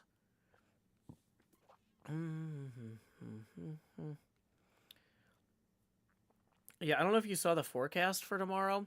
They were saying, as of this morning, they were saying to expect it to hit 105 tomorrow, but it would feel like 113. And then a thunderstorm would hit and it would drop by like 15 or 20 degrees. But they've since revised that. So now it's only going to get up to 98 tomorrow and feel like 104. And then when the thunderstorm hits, it's only going to drop by 14 degrees. But yeah. So it's going to be a crazy day for weather either way tomorrow. So we didn't want to plan anything too active between the heat and the thunderstorm. If it happened to roll in early, we don't want to get caught out on the trails. Nico Nindy says, I'm in a drought. Would you mind mailing me some of that rain? It's not exactly how the postal service works. They tend to get annoyed if you ship a lot of rainwater.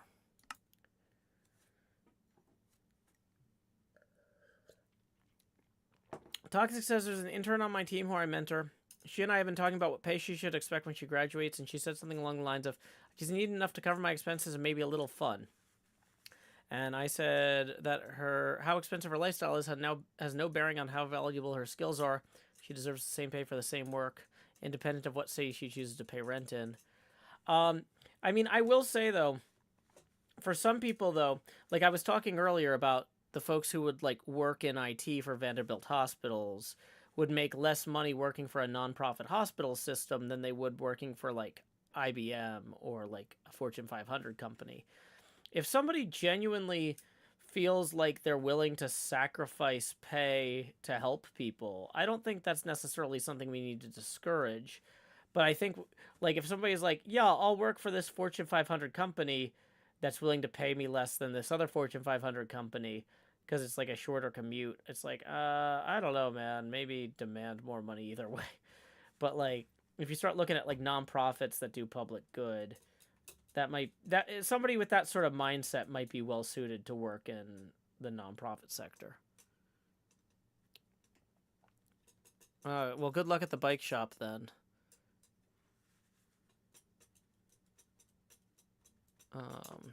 I'm glad you got your base fixed. Did the guy say that he screwed up, or did he say you screwed up and should have given him better instructions? Because my friend Art, who's in the YouTube chat, he recently took his base in to get set up or whatever. And when he got it back, he's like, I can't play this with my pick. It's set up too low. And a lot of our friends were arguing about whether the guy assumed that Art wanted it set up for playing fingerstyle, or whether or not the guy just screwed up and did it too low overall. Either way. Stephanie All says, our temperature was 103 today, tomorrow 109, actual temp. Asked to conserve electricity during daylight hours, trying to supply, so I guess I'll be up late getting the washing done. Thanks for the company. Art says he says that's how he likes it setting it up. Yeah, because I guess he plays fingerstyle, and so it was a different to preferences. Okay. Well, so either way though, did he like charge you a second time to fix it, or was he like, "Oh, my bad, man, I didn't understand," and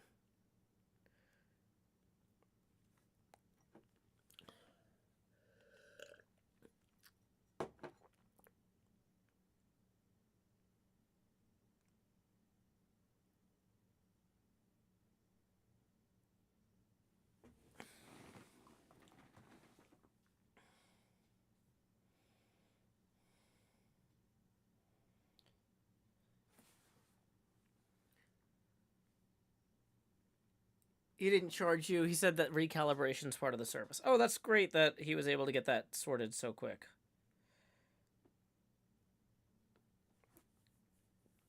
Did he already did he turn it around while you were? Have you already gotten it back then?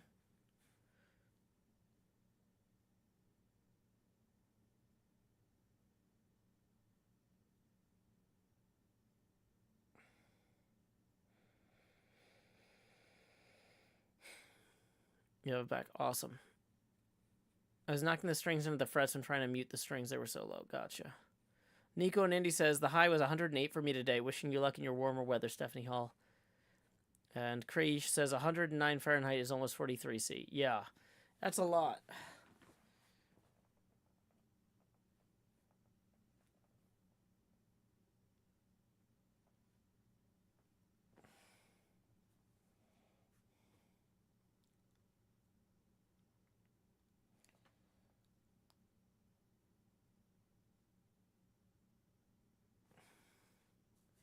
Bum bum bum bum bum bum bum. Da, da, da, da, da, da, da. You're gonna try and do some laps in the neighborhood pool. Oh, have fun.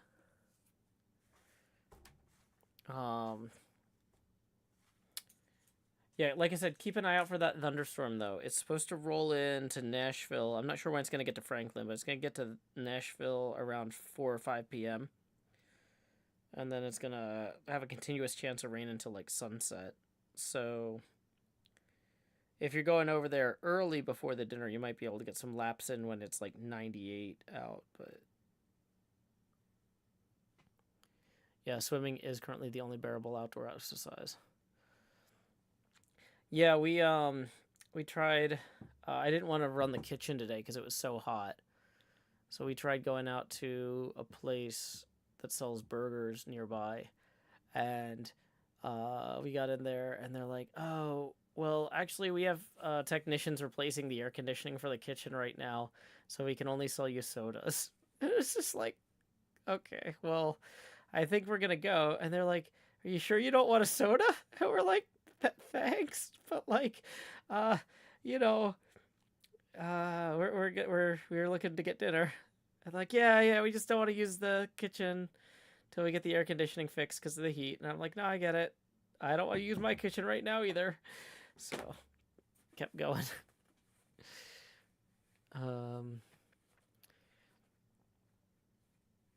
But yeah, tomorrow was looking like it was going to be like one of the hottest days in history in Nashville, but they've revised it back down. So that's good. You'll be swimming it too? Okay, awesome. Have fun.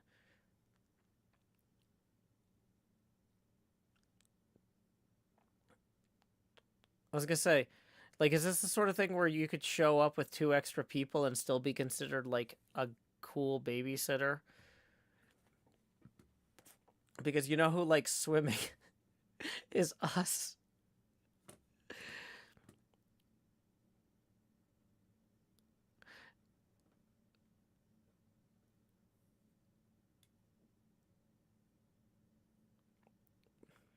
Stephanie Hall says, our neighborhood pool is in this sun all day. The water temperature is a fantastic 98 Fahrenheit, like bath water. Yeah, that's one thing I am a little worried about is we might get there and it's very hot, but because it's been so hot for like 3 days here, but like maybe I can dare to dream it'll be cool. I don't know. But yeah, Art, yeah, if they don't mind us coming and you don't mind picking us up because we don't have a car, I think Corinne would be very excited about going to a pool tomorrow. Because yeah, right now our current plan was because like the air conditioning unit here is so old, it can keep up normally, but like the last few days, it's just been very hot here. So like my plan for tomorrow was we're gonna turn off all the electronics and have a reading day. And Corinne was like, that doesn't sound very great. And I'm like, it's gonna be really hot. Like, luckily it's not gonna hit that 105 that we were worried about, but like, oh my gosh. Stephanie also says, you have had rain recently, so the pool should be fine. We haven't had rain recently. We're about to have rain tomorrow night. But, yeah. I'm glad you popped in, Art, because, yeah, we're just kind of winding down the stream here. I'm wrapping up in about 4 minutes. We got Replay Mod rendering some footage for my next episode. We had a really good recording segment earlier, so it's just kind of like, let's chill.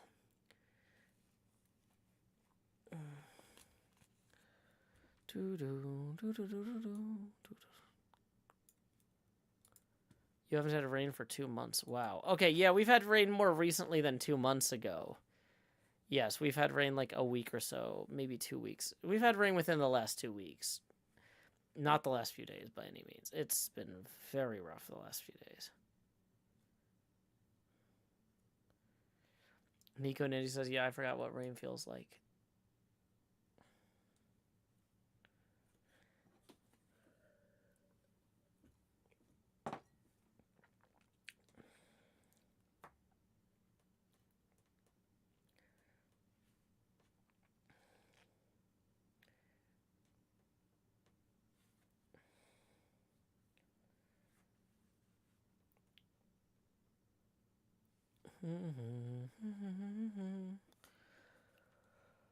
Oh my gosh, let's do last call for tips. It is so hot in here.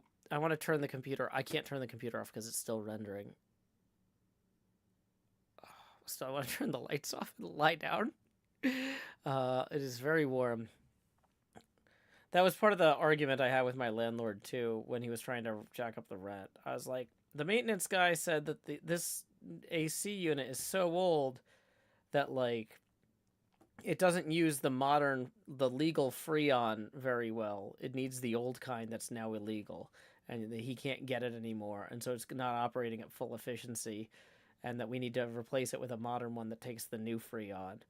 And the landlord's like, yeah, that's in the queue. It's in the queue. I'm like, yeah, that's fine, but he said that it had to be done within the next 3 months, 15 months ago. That's an extra. You've had an extra year, and now that like, it's still producing cool air, just not a lot of it or very quickly. It's fine 90% of the time, but on really hot days, it doesn't keep up. That's like a thing, And the landlord's like, well, it's technically working. We'll maybe slot it in for October. Did I use my large ice cube tonight? No, I didn't tonight. I have several times this week, but I was caught up trying to get set up for this stream. Dealing with some other stuff. I've had a very future-looking day. I had a lot of planning stuff that I was doing today. I had to get a lot of stuff done before the stream. And so, yeah, personal comfort was not the highest priority for today, but the things I got set up for the future will be nice. So I'll look forward to them then. But, yeah. It's one of those things where, like, my time to make the donuts alarm was going off. And my kid's like, Dad, your alarm's going off. You gotta go set up your stream. I'm like, I know, but I also gotta, like, book these hotels and plan this event and do this and do that. I've got a lot of stuff coming up. I can't just, like, yeah.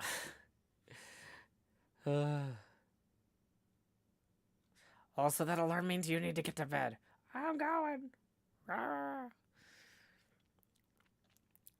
Okay, so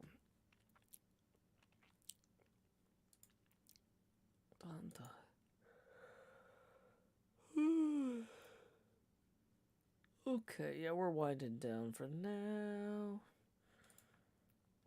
We are at the half hour now, so let's go ahead, check to see if any tips rolled in during that last call. Doesn't look like it. That's okay. Thank y'all so much for hanging out tonight. Let me see who's streaming that I follow on Twitch. It's hard to do an inter-service raid very well.